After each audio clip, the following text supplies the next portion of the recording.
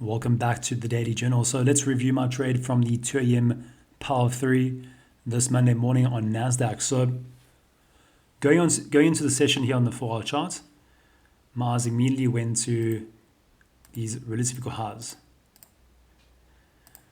So not only are these highs from the previous two candles from the new week opening, but also Friday's high, which sits inside of this 4-hour gap. So I was looking for price to either trade, take out sell side liquidity and trade into this buy side liquidity, or trade up to this buy side liquidity and then trade lower, which would make sense if we are to then take out this previous day low, right? Previous day high, previous day low. Of course, the order flow is bearish.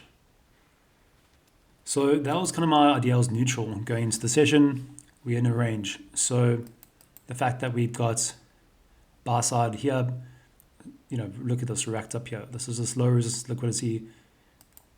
And of course, we have low resistance liquidity sitting above this new week opening gap. So as the 2 a.m.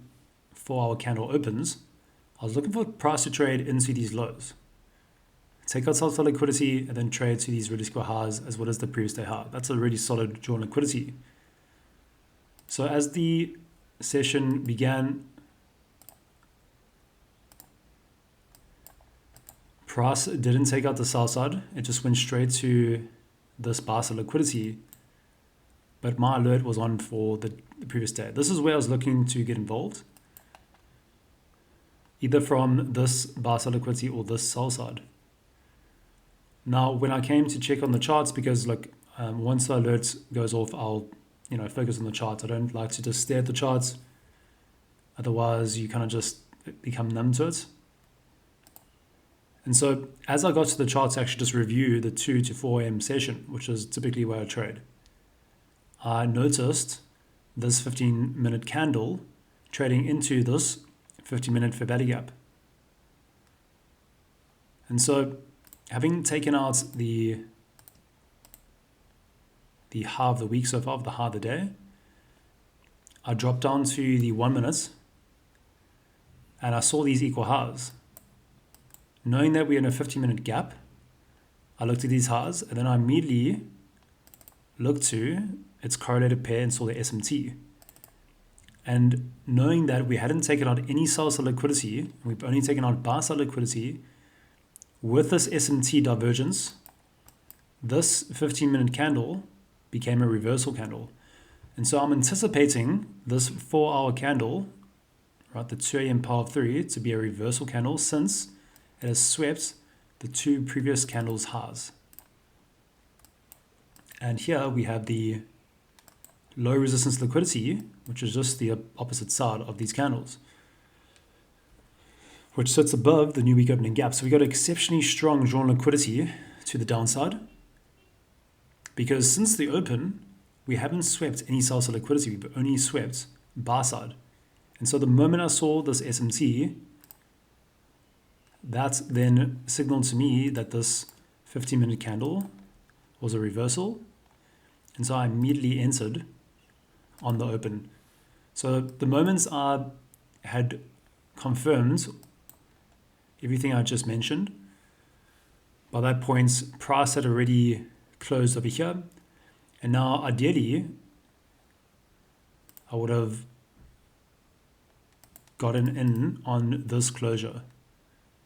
But since I had to just go do all those checks quickly, I entered immediately here. Now, the best entry would have been a limits order over here.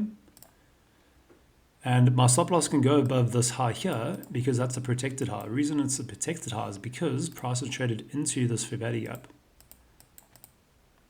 then closed below the sequence of candles. So this is an order block. This is a protected high. And so that's where my stop loss can safely go. And I had plenty of these sell side liquidity targets, but I really liked those equal lows, which was also relative with the 2 a.m. open. Of course, this is the opening liquidity from the London session. So this for me is high probability liquidity, and that gave me about a 2.6 R trade, and the rest is history. So you can see how price actually traded straight into. Now that would have been an A plus entry.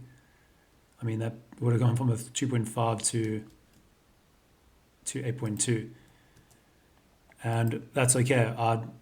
I'd much prefer to, look, typically I'd either trade a reversal entry or I'll trade this reversal, this continuation. The fact I was late to the party, I didn't need to be greedy. I'm typically aiming for 2 to 3 hour trades, so getting in 2.5 is more than enough. Would have loved to have left a run in, probably should have, but considering that it's the first trade of the week, no need to be greedy. It's off to a great start. Bearing in mind, I've also got these equal highs here, so very happy just to take this one-side delivery straight to my drawn liquidity. So yeah, that's the trade there, and you can see how this was the reversal candle. This did sweep that high technically because of the SMT, and this is in a 15-minute distribution candle inside of a 2 a.m. or 4-hour reversal candle, and that delivery was stunning, and when it went straight down to that new opening gap right over here. So yeah, a runner would have really paid well, and areas for improvements. If I'd popped my limit order right over there, man, look at that. It would have been a 13.5 hour trade. And that's a technically sound entry, invalidation, and drawn liquidity. So yeah, you can expect plenty trade journals from this 2 a.m. candle on a Monday morning. I've now incorporated that into my trading schedule. So yeah, you guys can look forward to that. Otherwise, I'll see you in the next one. Cheers.